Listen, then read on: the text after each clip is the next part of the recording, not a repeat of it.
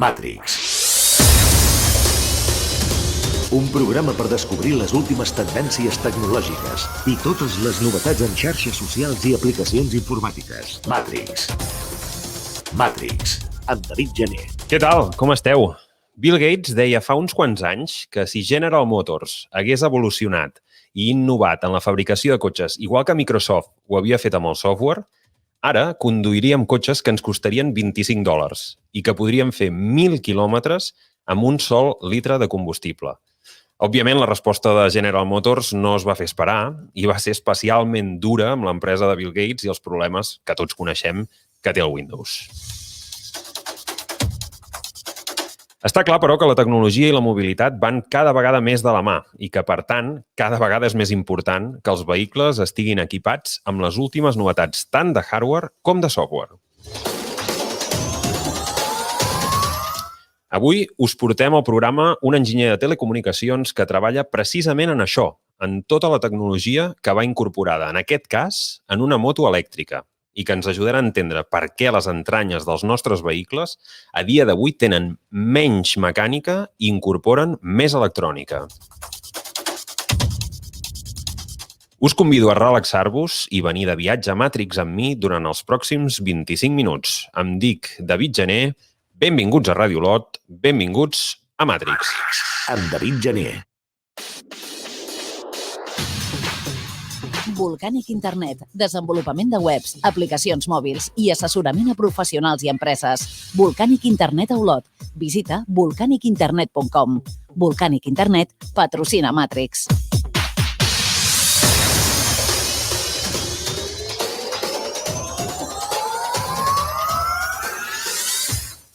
Com us dèiem, avui intentarem entendre com estan canviant per dins els vehicles que circulen pels nostres carrers.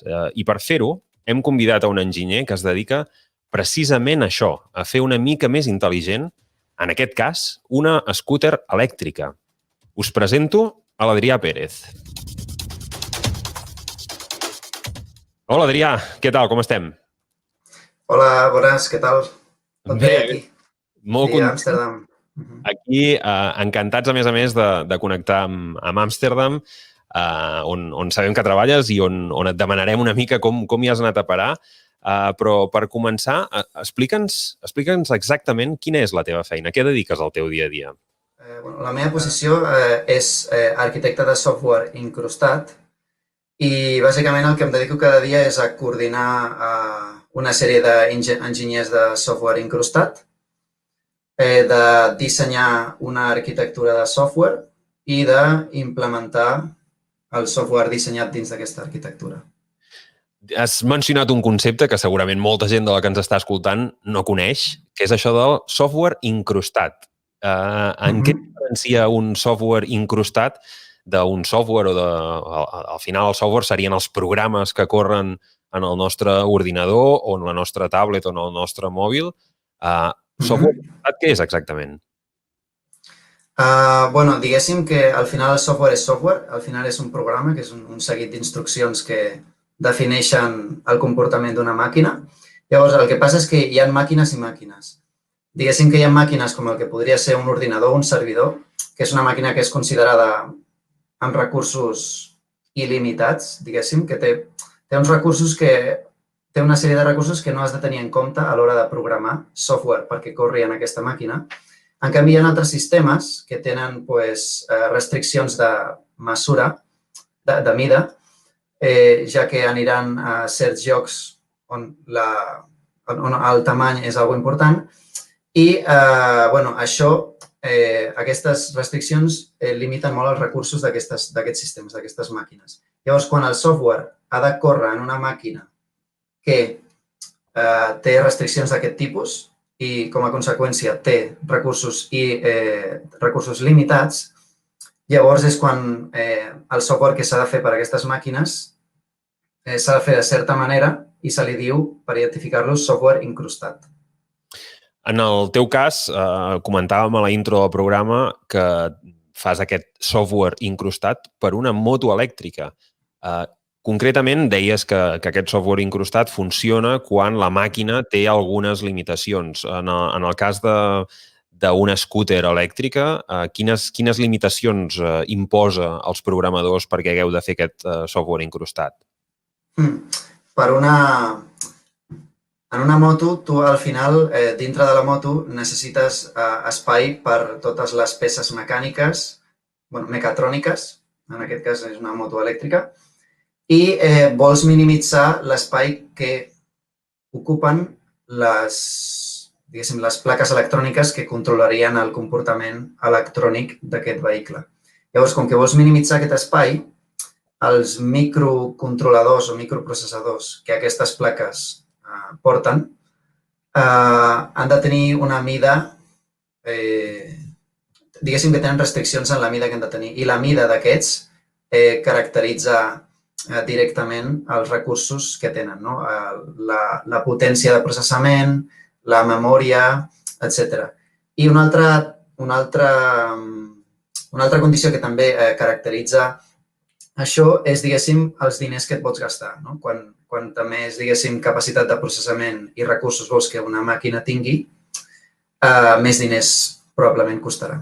És una mica la balança entre l'espai i els diners que et gastaràs. El fet de que en aquest cas el dispositiu hagi de funcionar en una moto, que per tant és un aparell que està a la intempèrie, que ha de funcionar en diferents condicions meteorològiques, suposa també algun tipus de limitació a l'hora de fer aquest programari? O en aquest cas la limitació seria més pel que fa al hardware, pel que fa a les pantalles, pel que fa a aquests processadors, etc. Seria més per la part, exacte, per la part de màquines, però ara que menciones això també el fet de que aquest software corri a màquines dins d'un vehicle, que en aquest cas és un sistema del qual dependran vides humanes, ja que l'estàs conduint, això sí que caracteritza la metodologia i la qualitat del software que has de generar, però això ja de cara a general, vull dir, tant en software incrustat com en software estàndard. De fet, quan començàvem el Matrix d'avui parlàvem de l'anècdota de quan Bill Gates es va referir a General Motors, que deia que l'automoció no havia avançat de la mateixa manera que ho havia fet la informàtica. En aquesta resposta que comentàvem de General Motors venien a dir una mica això, que si s'haguessin de refiar del Windows, que s'ha de reiniciar de tant en tant, que de tant en tant es bloqueja i no saps per què, doncs seria problemàtic, i entenc que la teva resposta anava en aquesta línia. Aquesta experiència en el cas de la moto elèctrica no és, mirant el teu currículum, no és la primera vegada que treballes amb tema de software incrustat. Això és un amor a primera vista o com és que has construït una carrera al voltant d'aquesta especialitat concreta de la programació? Jo vaig estudiar enginyeria en telecomunicacions, com bé has dit abans, i és una carrera que, diguéssim, que et prepara una mica per les diferents branques per les quals pots anar tirant un cop acabes la carrera. I jo, personalment, a mi m'agradava molt la programació, en general, però quan a més baix nivell, millor. Això és el que vaig veure mentre estudiava. I sempre, és a dir, en la programació incrustada, és una programació en la que has de tindre més en compte el hardware o la màquina, les característiques d'aquesta, que en la programació normal, i això a mi és una cosa que personalment m'agrada, és com que fa, diguéssim, que el repte sigui més interessant per mi. I, doncs, juntant això que m'agrada en general la programació i m'agrada estar, diguéssim, a prop del hardware a l'hora de programar, tenir-lo en compte, és una cosa que, diguéssim, que és de les poques especialitzacions del software que em podrien satisfer per estar en GEs treballant. Podríem dir que en aquest cas, si la moto o el hardware és a l'esquelet, en aquest cas el programari, i més si parlem de programari de software incrustat, de software embedded, seria l'ànima d'aquests aparells. Per tant, bé, això que explicaves, d'estar molt, molt a prop de realment com funciona la màquina sobre la que tu estàs programant. Com acabes anant a Amsterdam? Es parla molt d'aquesta fuga de talents, de gent que acaba la carrera i li costa trobar oportunitats laborals al nostre país. Com acaba l'Adrià a Amsterdam? Doncs la veritat és que des de que vaig començar la carrera, a mi sempre m'ha agradat molt viatjar i sempre, quan estava inclús al batxillerat, feia viatges per estudiar anglès a l'estiu. El tema d'anar-me a l'aventura fora era una cosa que m'atreia molt i no ho vaig fer fins després de 4 anys treballant perquè vaig acabar la carrera i mentre feia el màster vaig trobar feina de pràctiques i ja em vaig incorporar i he anat trobant feines que m'han agradat, o sigui, no he tingut mai cap situació que deia, ostres, doncs me'n vaig perquè aquí no trobo el que vull. Però llavors em va arribar una oferta un dia que em va cridar l'atenció, va anar bé i res, vaig dir, mira, ha arribat el moment. Era això que volies, endavant. Estàs content a Holanda? Sí, molt, molt. Sí, m'agrada molt el país en si i la ciutat d'Amsterdam és molt bonica, hi ha molta vida. La veritat és, l'únic punt, diguéssim, no comparable amb Barcelona o en general el clima a Espanya seria el clima, que ja ho he dit, sí. Però bueno. I el menjar també o has pogut localitzar algun lloc a Amsterdam? Sí.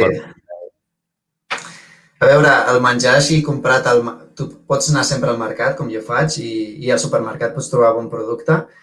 Tot és més car, però clar, vull dir, també al final els sous són més alts aquí, o sigui que està equilibrada la cosa. O sigui, menjar pots menjar bé i a la que coneixes, si investigues una mica restaurants també. Parlem una mica d'Etergo, aquesta empresa que fabrica aquest scooter elèctric. Entenc que no deu ser l'únic perfil internacional a dins de l'empresa, que deu haver-hi també gent d'altres nacionalitats. Com és la vida en el dia a dia en una, podríem dir, ja no startup, perquè és una empresa gran, a més, recentment ha estat adquirida per una industrial de la Índia. Com és la vida en una companyia d'aquest tipus a Amsterdam? Com treballeu? Doncs la veritat és que és part del repte també, la quantitat de cultures que hi ha aquí, perquè per interactuar el dia a dia amb gent del teu equip o d'altres departaments, la comunicació és més difícil quan hi ha grans diferències culturals i aquí hi ha gent de tot el món. Vull dir, quan vaig entrar recordo que em van dir la xifra el número de nacionalitats que hi havia i em sembla que eren 20 i pico. O sigui, imagina. Llavors sí que hem hagut de fer a vegades inclús reunions d'equip per aclarir certes coses i evitar problemes que s'anaven repetint. Pel tema aquest de la comunicació jo crec que l'origen era cultural. O sigui, això és part del repte, sí. Sí, entenc que allò que ens diuen les mares i les àvies d'estudiar anglès, que t'obrirà moltes portes, ja no és només parlar anglès, sinó tenir la capacitat també d'empatitzar amb gent d'altres cultures i poder sincronitzar com a mínim el dia a dia de la feina per poder que l'empresa vagi endavant, per entendre'ns. Treballeu tot l'equip presencialment o combineu el teletreball amb el treball presencial? El meu equip, una de les coses que té el software incrustat és que requereixes de material, diguéssim, no només del teu portàtil, requereixes, diguéssim, de la unitat electrònica en la qual el software corre. I llavors això fa que hagis d'estar més a l'oficina que, per exemple, un programador d'Android o d'iPhone. Llavors, nosaltres ho fem tot bastant presencial, però sí que hi ha molta gent d'altres departaments que treballa des de casa. I quines metodologies o quines eines podries dir que formen part del vostre dia a dia per sincronitzar tots aquests equips de diferents disciplines? Però al final estem parlant d'això, no? De gent que està més a prop del hardware, de gent segurament de programadors mòbils, màrqueting, etc. Teniu alguna metodologia o us reuniu setmanalment o utilitzeu alguna eina per estar tots informats del que està passant a la companyia? El que fem és, diguéssim, tenim una jerarquia dividida en parts de la moto. És una mica una barreja entre disciplina, com podria ser mecànica, software, hardware, i parts de la moto. Llavors, aquests departaments dins de l'empresa són dirigits per certs líders del departament i aquesta gent posa en comú totes les novetats a nivell setmanal que passen a cada departament, a cada equip.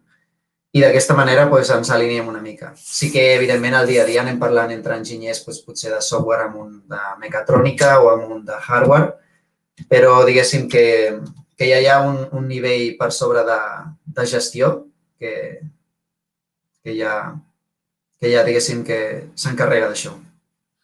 I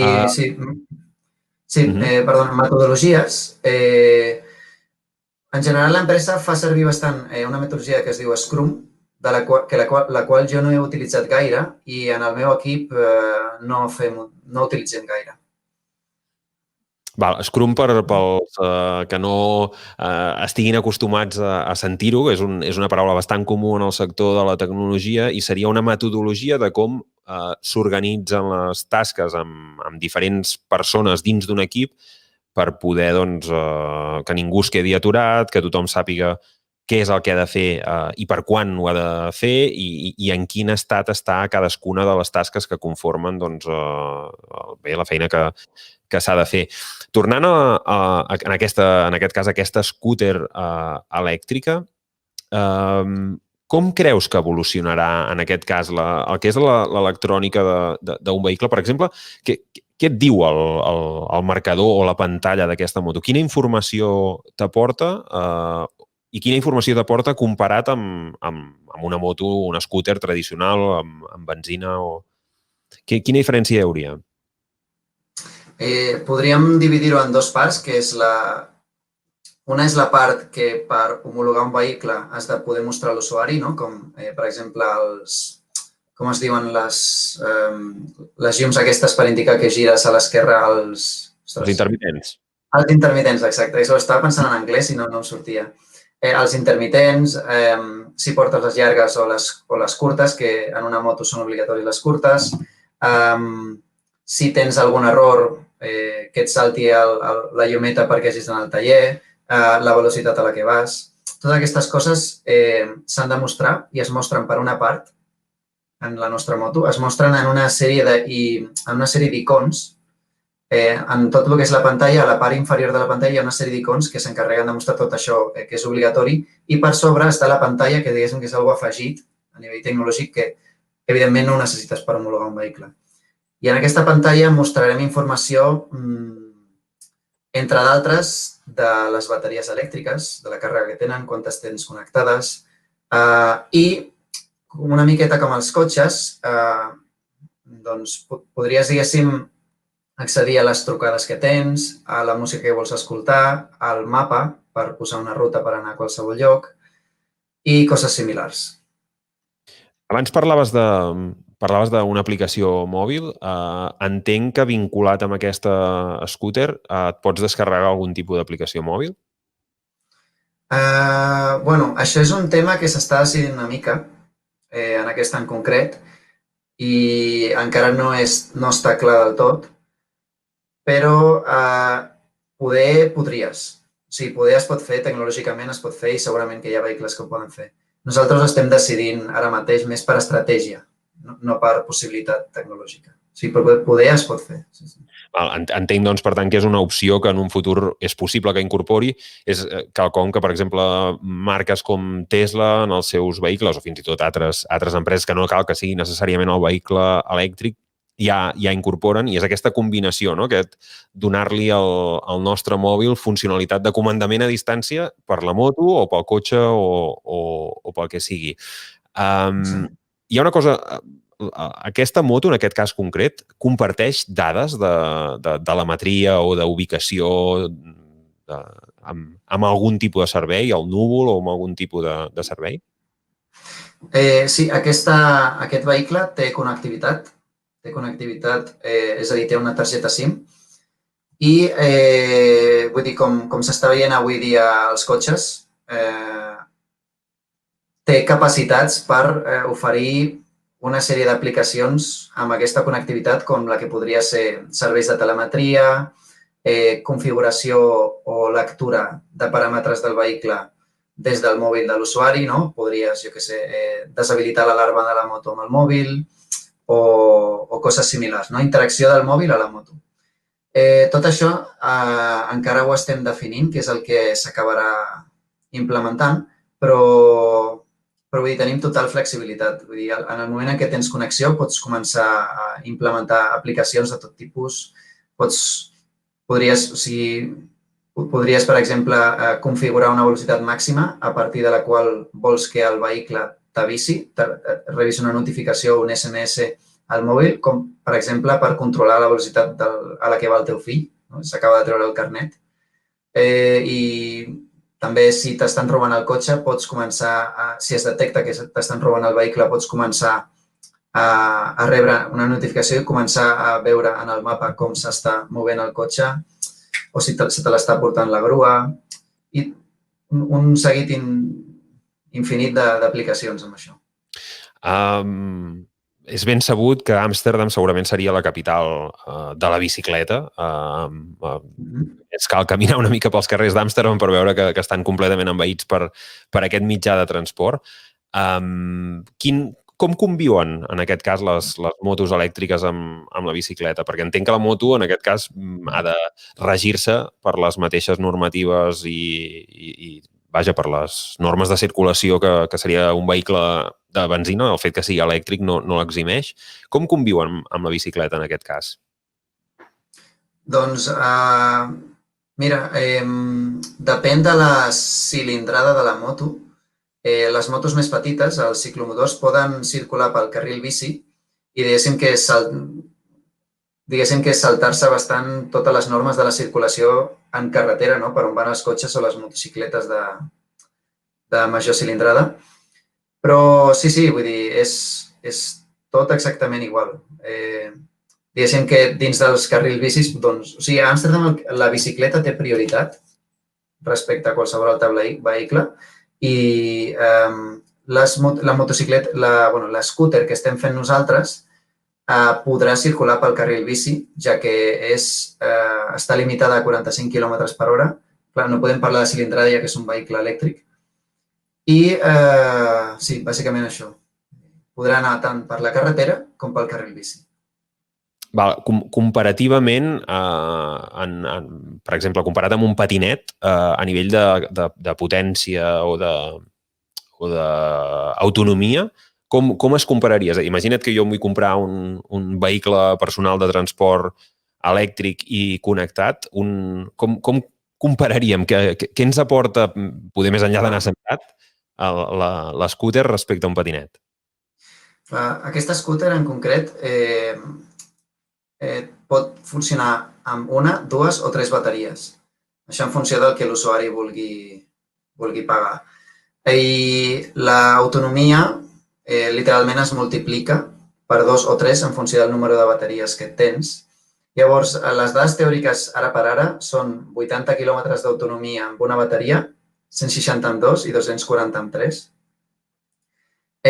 I la potència també augmenta amb el número de bateries, però tenim una limitació de velocitat de 45 km/h per aquest vehicle, per temes de llei, per la categoria en la qual està aquest vehicle.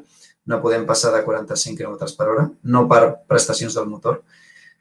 Però sí que notaries una acceleració diferent abans d'arribar als 45 km/h en funció del número de bateries que tinguis. Clar, les bateries que caben en una moto no tenen res a veure amb les que caben en un patinet. Està clar també que el patinet pesa menys i requereix de menys potència, però vull dir, home, he sentit que hi ha patinets que Déu-n'hi-do a les velocitats que arriben, però en general la moto et donaria més prestacions. I a l'hora de portar gent, aquesta motocicleta pots portar algú o no està homologada per anar amb més d'un tripulant? No, pots portar algú de paquet darrere, sí. Molt bé. I mirant una mica endavant, cap a on creus que evolucionarà tot aquest sector, que sens dubte està amb tendència a l'alça, cada vegada més el vehicle elèctric, ja sigui de transport individual o de transport col·lectiu, veiem més oferta, veiem més opcions. Tu que estàs a dins, almenys a dins d'una empresa que s'hi dedica, cap a on identifiques que es mourà aquest sector? El que sí que es pot anar veient és que a nivell tecnològic de connectivitat i d'infoentreteniment, és a dir, totes les aplicacions que hem comentat abans que des del mòbil podries gestionar o directament la marca en si podria monitoritzar dades dels vehicles. I per banda també les pantalles amb les quals pots interactuar dins del vehicle. Tot això el que es veu clarament és que primer en els cotxes van sortint aquestes tecnologies, s'apliquen en els cotxes i, per exemple, hem vist que ara s'estan començant a aplicar a les motos.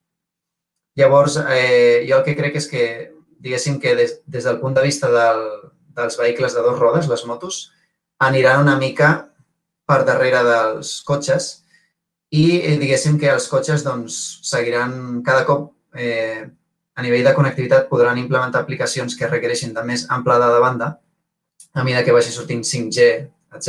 I a mesura que les unitats electròniques puguin suportar aquest ample de banda i puguin, diguéssim, que puguin processar-ho, totes les aplicacions que ens puguem imaginar que amb aquest ample de banda poguéssim fer videotrucades, no sé, potser jugar a videojocs, vés a saber. Al final... Podem un scooter seria perillós això, però vaja, que la tecnologia clarament va endavant i que veurem coses d'aquestes amb vehicles, això sembla que no hi ha dubte. Estem entrant amb la recta final ja d'aquest Matrix d'avui. Adrià, i els teus plans de futur passen per seguir molts anys més aquí? Estàs atent al mercat? Et repatriarem al país amb alguna tecnològica o estàs bé on estàs i tens intenció de quedar-t'hi molt de temps? De moment estic bé aquí i ara de moment la idea és quedar-me uns anys, però vull dir, tampoc soc molt planificador amb això, soc una mica més el que passi i també depèn d'altres factors, no? Que no només per tema feina, vull dir, potser en funció d'altres temes també poden retenir-te en la ciutat, però de moment sí, em vull quedar. I sí que he rebut algunes ofertes per tornar a Barcelona, però de moment m'atreu més quedar-me per aquí. Ja ho veieu, una història ben curiosa. Jo em quedo amb això que has explicat, Adrià, de que tindrem una moto que podrem controlar a quina velocitat màxima pot anar o si passa d'aquesta velocitat que ens avisi, perquè tots aquests que són pares i pares d'adolescents i pares d'adolescents que volen motos, una de les coses que ens preocupa és on són, què fan, aniran bé, tot estarà en ordre, doncs en aquest cas la tecnologia juga a favor nostre. I com deia, una història interessant, sens dubte. Doncs moltíssimes gràcies per acompanyar-nos en el Matrix d'avui. Moltíssimes gràcies a vosaltres.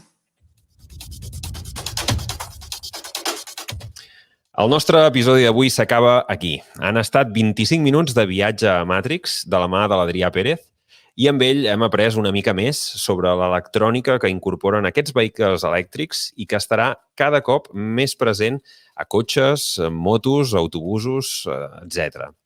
Abans d'acabar, us recordem també que podeu contactar amb nosaltres a l'adreça del programa matrix@volcanic.cat i que podeu escoltar els anteriors episodis des del servei de ràdio a la carta de la web de Radio Lot, radiolot.cat, i des dels directoris més populars de podcast, Spotify, Apple, Google Podcast i iVoox. Fins aquí un nou capítol de Matrix. Un agraïment per l'Almudena, que ha col·laborat en la producció del programa, i també als companys de Radio Lot per acabar de fer la màgia necessària per fer-lo sortir en antena. I recordeu, ja queda menys pel pròxim Matrix amb nous personatges i noves històries del món connectat en el que vivim. Avui, però, desconnectem.